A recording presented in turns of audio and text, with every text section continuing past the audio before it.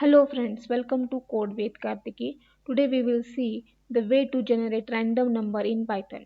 To generate this random number, you have to use random module in Python, which is inbuilt module in Python. Inbuilt means that comes with Python installation.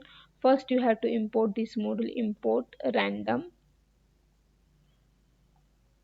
and in this random module there is a randint function we have to use. So you can check this uh, official documentation of this module. So now here I am going to use one function from this, that is randint, to generate random number.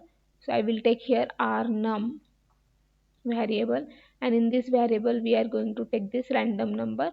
So as this randint function is in this random module, first we have to take that from the module.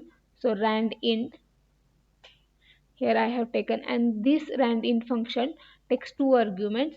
So this is the range. So in this range you are giving the numbers. So for example, I have given 1 and 50. So if I have given 1 and 50, so whatever the number is generated, it is in between 1 and 50. So we will print that random number on the console. So now here I will run this program. So it has generated 49. If I run this program again, it has generated 7, then 18, then 2, then 47, right?